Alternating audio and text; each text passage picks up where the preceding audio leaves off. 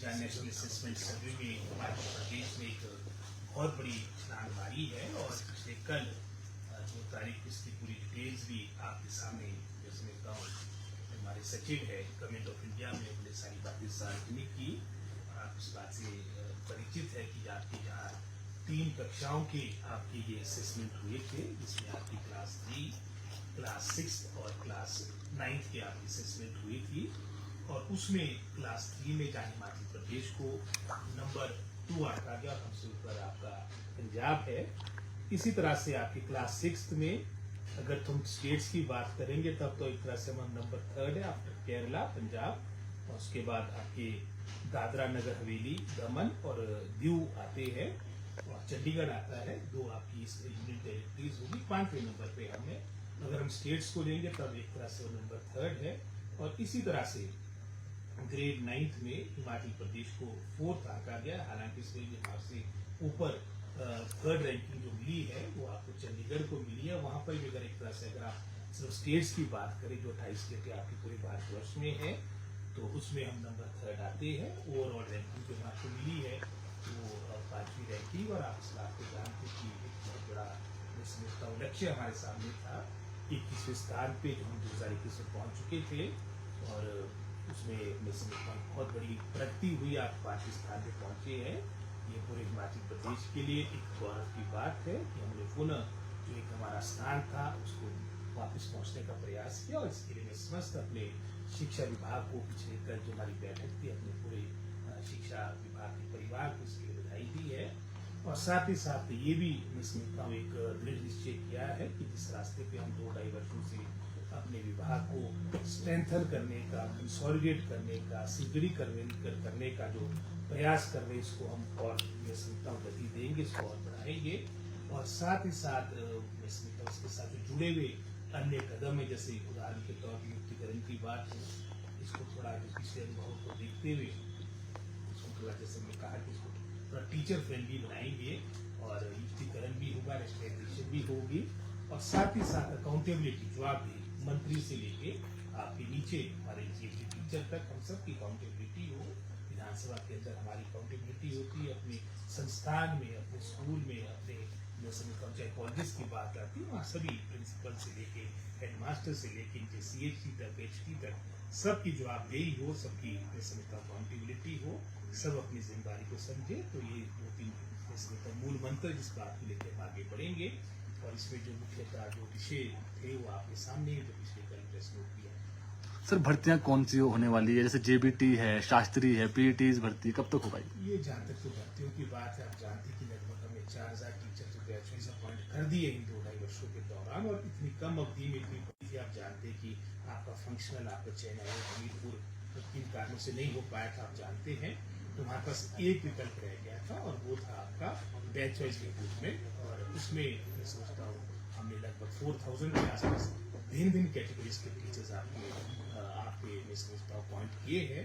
और इसी तरह से अगर आप PGTs की बात करेंगे, जहाँ पिछली सरकार के कार्यकाल के दौरान पूरी अपॉइंटमेंट्स जो कृषि के द्वारा हुई है पास वगैरह हुई, और हमने इन 2-2.5 वर्षों के दौरान लगभग कोई 700 के आसपास अपने PGTs अपॉइंट कर दिए। और आपने जो विषय की बात की है 3101 हमारी पोस्टें चयन आयोग हमीरपुर के पास लंबित है। और उन्होंने प्रथम चरण में जो अभी जिसकी प्रक्रिया प्रारंभ की वो TGT की है, लगभग 937 पोस्टें, चाहे उसमें TGT 800, TGT मेडिकल हो, नॉन मेडिकल हो। क्योंकि ये बात अक्सर देखने में आई कि विशेषकर जो फार फ्लंग एरियाज है वो वर्षों से आपके TGT मेडिकल, नॉन मेडिकल के पद रिक्त है, तो हमने अपनी प्राथमिकता वो दी। और इसके उपरांत लगभग 1700-1800 पद हमारे JBT के वो भी चयन आयोग के पास चले गए हैं।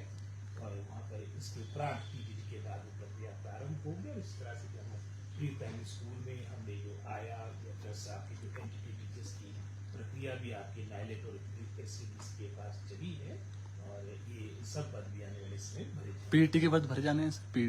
PET के आपके पद ऑलरेडी कोर्ट में लंबित मैटर है, लेकिन हम इसका जोड़ कर रहे हैं ये DPs का।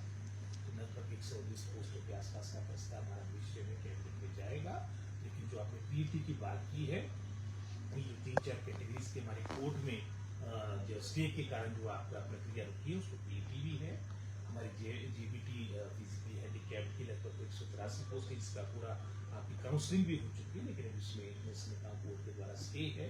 और इसी तरह से लगभग कोई इतने ही 180-90 के आसपास आपके शास्त्री के जो पद जिसकी हमने प्रक्रिया कंप्लीट करी थी, काउंसलिंग कर दी थी, वो सुप्रीम कोर्ट में है। तो वर्तमान में सर जो बरसात के दिनों में इस समय कितने स्कूल ऐसे हैं जिन्हें नुकसान हुआ है या फिर खतरे में है, और क्या स्कूलों में हम तो विशेषकर मैं समझता पिछले कदम इसमें पूरी डिटेल मांगी है, और जो भी नुकसान हुआ है मुख्यतः वो मंडी जिला में ये बात सुनने को आई है। तो अभी तो मैं समझता हूँ फिगर कम है, लेकिन इसमें हर तरह के प्रिकॉशन निभाए जाए इसके लिए डिपार्टमेंट को कहा गया है। लेकिन जो मुख्यतः अभी जो नुकसान हुआ वो 3-4 विधानसभा क्षेत्र जो हमारे मंडी के है, चाहे उसमें सिराज की बात करें, धर्मपुर विधानसभा क्षेत्र की बात करें, वहाँ पर सर एक को लेकर भी सर स्कूलों में, क्योंकि कई बार देख रहे हैं कि नहीं, ये निर्णय तो डॉक्टर साहब हमने पहले ले लिया था कि अब कुछ अधिकार, क्योंकि जिस तरह से मौसम भी रैटिक हो चुका, कई जगह एक्सेस बारिश हो रही है, कई जगह बारिशें भी हो रही है, तो वो हमने कुछ बातें लोकल स्तर पर दी है। और उसमें मुख्यतः यही है कि वहाँ के, मैं समझता हूँ वहाँ के हालात को देखते हुए वहाँ पर आपकी वहाँ की प्राकृतिक आपदा की क्या स्थिति है, वहाँ के जिलाधीश महोदय आपके हमारे इनके स्थानीय जो मौसम विभाग के साथ पूरी इनपुट्स लेके हमारे डिप्टी डायरेक्टर्स के साथ समन्वय स्थापित करके वो छुट्टियां घोषित कर सकते हैं, और इसके बारे में हमने क्लैरिफिकेशन भी कर सकती है, एजुकेशन दी। सर ये जो लाम एक स्कूल है सराज विधानसभा में, लाम शाफड़, और एक कॉलेज भी है, पूरा क्षतिग्रस्त हुआ है। वहाँ पे 100 से अधिक बच्चे पढ़ते हैं लाम शाफड़ स्कूल में, हालांकि छुट्टी की गई है वहाँ पे लोकल स्तर पे। अब जब स्कूल खुलेंगे, कल से भी स्कूल खुलते, तो कहाँ बच्चे पढ़ पाएंगे? उसका विकल्प देखेंगे, जिलाधीश महोदय उसका प्रस्ताव देखेंगे, और जहाँ पर भी पॉसिबल होगा वो करेंगे। इस महीने में भी पिछली बारी बहुत नुकसान हुआ था, तो हमने वैकल्पिक व्यवस्था की है, तो इसके बारे में बेहतर जानकारी हमारे वहाँ की जो जिला प्रशासन है, हमारे डिप्टी डायरेक्टर शीघ्र हमारे को रिपोर्ट देंगे, उसके अकॉर्डिंग हम आसानी से। सर स्कूलों में अगर छुट्टी करेगी तो क्या शिक्षण जो स्टाफ होगा उसे आना होगा? एक ऑर्डर जारी हुआ है ऑर्डर जारी हो गया, सर टीचर्स भी ये कह रहे हैं कि जब रास्ते ही नहीं होंगे तो कैसे वो स्कूल पहुँच पाएंगे? चलो जो ऑर्डर है वो आपके सामने है। सर जो पीडीएमए का भी बजट आया है, स्कूलों को लेकर भी आया होगा, उसमें यही हमारा निर्णय है कि जो हमारा बेस तो उसका वही है कि 2023 में जो नुकसान हुआ है, जो हमने उसकी जानकारी दी है, उसके अनुसार से वो पैसा मिलना है। तो लगभग 23 करोड़ के आसपास आपको प्रथम किस्त मिली है, तो उसमें हम वही स्कूल देंगे जहाँ पर 70% से ऊपर लॉस हुआ है, और ये लॉस वो है जो ऑलरेडी रिपोर्टेड 2023 रिकॉर्डिंग। सर खराब रिजल्ट वाले जो शिक्षक हैं उन्हें क्या नोटिस दे दिया गया है? जवाबदेही हम सबकी होगी, इंक्लूडिंग दे दिया गया है नोटिस या देना है?